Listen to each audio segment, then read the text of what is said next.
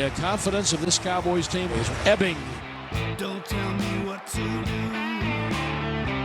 They've been pantsed in the schoolyard today is what they've been. Ain't got no time to lose.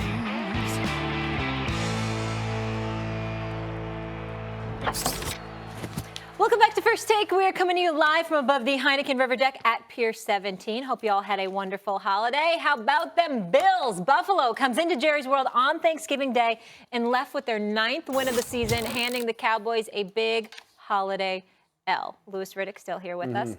Stephen A., do you think yesterday's game was more good Bills or bad Cowboys? I think it was good Bills because I think that I looked at Josh Allen and I'm very impressed with this kid. He's got some wheels on him. I think he needs to learn how to slide a little bit more so he can avoid taking some of those hits. I forgot who it was that mentioned he looked like a poor man's version of a Cam Newton. Certainly not on that level, but having that kind of potential. And I like it. This kid's got an arm on him. He can drill that football. He can hit it into tight spaces. He's making good decisions. His coach, they're a disciplined team. They obviously run the football effectively. Cole Beasley, we're not mentioning him enough. He goes back into Dallas. He's your slot dude that was replaced by Randall Cobb. He's now a Buffalo Bills, and he showed up there yesterday and showed out. But this kid, Josh Allen, has taken a lot of heat. We know that he came into the league with some controversy on draft night. Remember, I had spoken to him during that time. Haven't spoken to him since. But obviously, he's one of those kids with an incredible level of potential to be as young as he is. Good size, great arm strength with the ability to run the football and also making the kind of decisions of all the things that he did yesterday. Time of possession was 33-26 in favor of the Buffalo Bills, and this guy did not turn the ball over one single time in a nationally televised game on Thanksgiving afternoon against the Dallas Cowboys. I like him. I think he's got a lot of promise, and I think defensively we see what the Buffalo Bills are capable of doing. The Dallas Cowboys scored in the opening drive, really didn't score really again until it didn't matter anymore. They were completely shut down thereafter, so we know what the defense can do. But offensively, this kid, if he shows the ability not to beat himself like he did yesterday, we're seeing why the Buffalo Bills are en route to the playoffs. I got to give credit where credit is due. This football team, I'm sorry, let me just say this real quick. This football team is a direct reflection of their head coach. Direct reflection. And anyone who knows Sean McDermott will tell you this. He may be one of the most disciplined individuals that you will ever meet in any walk of life. I worked with him in Philadelphia, spent a lot of time talking with him about football, both philosophically and about schemes, strategies, tactics. He learned under Andy Reid. He learned under the late, great Jim Johnson. His football team is a direct reflection of him. They don't lose who they are in the course of a game or in the course of a season. They play exactly to who they are. They are a blue-collar, run the football, let our quarterback get outside the pocket and use his athletic ability. Hopefully we'll continue to improve his accuracy. Get some complementary weapons. Play the blitzing game on defense, which means when we get you in third and long, we're going to send people from everywhere. And we'll stick in it because we're not going to beat ourselves. That's how they play every week. And that's what gives them a shot in a one-game, one-off type series, which is the playoffs. That's why Buffalo is going to be here to be reckoned with. Don't fall asleep on them, because they are more times than not going to beat themselves. You're going to have to be just better than them. Yeah. And then when you look at them 1 through 53, they've got some good players. This is a team that not to be taken serious. Don't just dismiss them and say they played a weak schedule and they didn't really play anybody until the Cowboys. They played New That'd England be a mistake. tough. Exactly. Josh Allen did get hurt, and they do it every time. Protocol may have handled They do it every time. They play them tough. And by the way, Max Lewis, we like Gore. We appreciate Gore in his career. But Singletary is their dude. Yeah. And they're a better team with him on the field. Gore's 112 years old. I mean, you know. Devin's tough. Yes. Pound for pound, tough. Not taking anything away from the Bills. I like what you said about like the way they're using Josh Allen.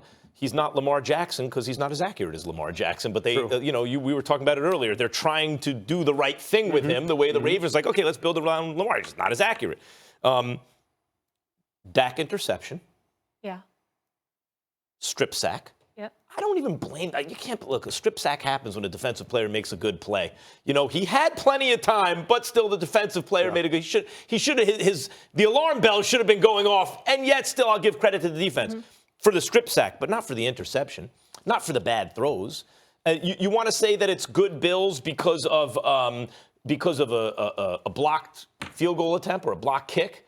Okay, I'll give it to you, but not just a missed field goal. Like, they were both. There was good Bills and there was bad Cowboys. But why did the Cowboys lose? I have to say, bad Cowboys.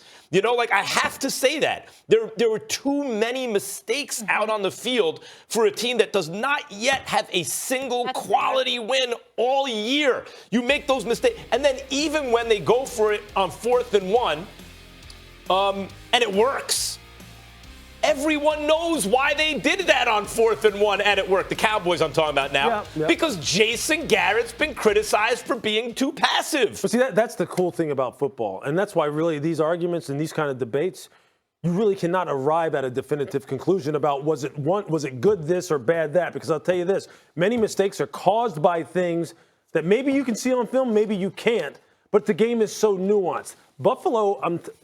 Buffalo is very well coached. Look, some of these sacks, some of these strip sacks are because of pressures that were dialed up that it specifically attacked certain protections that they were running and certain people. That's coaching. Yeah. That is more so Buffalo than Dallas is concerned. A missed field, like, I'll give you that. True. But those a missed kind of things, field you're right. goal, but I mean, this throwing at a guy's feet. This game had so much interwoven in it that you have to give Buffalo its credit. You cannot just dismiss it and say it was bad Dallas. And I think Buffalo's going to prove that as the year goes on. Can I ask you a question? Because I know you have to go after this break, and I want to get back to the Cowboys. Yeah. How do you fix them? The Cowboys? Yeah. Well, one, you start at the top. You have to have someone who connects with and resonates with and utilizes this football team in a different way than Jason and his staff are utilizing it. That's number one. Number two, do not just exonerate the players on this football team overall. There are certain players who have been paid and asked to perform in big moments, Molly, that haven't performed. They just haven't. Are you looking at Dak? Are you looking at Zeke? Because I know Zeke hasn't lived up to expectations, but I don't know if that's because they're playing from behind. For me specifically, it's the very much so up and down nature of the defense that bothers me. Where 1 week they're dominating people, the next week you have Aaron Jones from Green Bay just run the ball down their throat. The Rams last year run the ball down their throat, and you're going, why? You know you're better than that. And the linebackers should be way better than they are. Listen, I got fun with the Cowboys, all stuff. I am not playing games. Fire Jason Garrett. Take Rashad. You have two defensive But why right now, Stephen? Because you have to send a message. What's happening is not good enough, and I can't get rid of the players at this point. I'm going to make a change. I'm going to shake things up. And, oh, by the way, you've got two guys on the defensive side of the ball. Rob Marinelli is your defensive coordinator, but Rashad contributes to that. And he's the one that puts Rashad out front and center to talk to the media because Rob Marinelli has been around long enough. He's got his shine. He is what he is, all right? He knows he's not going to be a head coach again. You take Rashad. This is the guy you put in front and center to speak to the media about the defensive side of the ball. You take him, you put him in that position because you have nothing to worry about on the defensive side of the ball because Rob Marinelli is already there with you. All right, I'll tell you why. And the two of you is doing that. So you take a guy, you just send a message. No one is safe. This offseason, there will be changes, but we're not going to wait. We're going to send the message right now. I know he's not going to do it, but it is a mistake that Jerry Jones has not done this. I'll tell you, and they will rue the day that they did not. I'll tell you why I find that argument more and more convincing the more I think about it. This is a debate show, but let me say this. What do you have to lose? The logic of my position is you were never going to win the Super Bowl with Jason Garrett anyway. So what do you have to lose? Is it an unstable organization that changes head coaches every other year? No, he's been there for a long time. You don't really, it's not like, oh, another coaching change. What do you have to lose? You're not going to win the Super Bowl anyway. But what you could do is not just send a message, but maybe juice the team a little bit right now to get them over the hump. That happens. We saw it with the Browns last year. It happens sometimes. And you know, and I would tend to start leaning that way myself because the more I watch Jason, the more I'm telling you, if I put myself back into those days where I'm sitting there in a team meeting room listening to him, I would probably be sitting there like, man, come on. Like, no. And Chris Richard is going to be a head coach. So it's just a why wouldn't you put him Hugh out Jackson was gone. Yeah. Greg Williams comes up in there. You got rid of Hugh Jackson and your offensive coordinator in Todd Haley. Greg Williams comes up in there, okay? Freddie Kitchens was able to isolate his focus on Baker Mayfield and that offense, and they ended last season looking pretty Sometimes decent. the interim coach is the answer, Lewis, too. Great to have you with us. Thank you for the insight perspective, as always.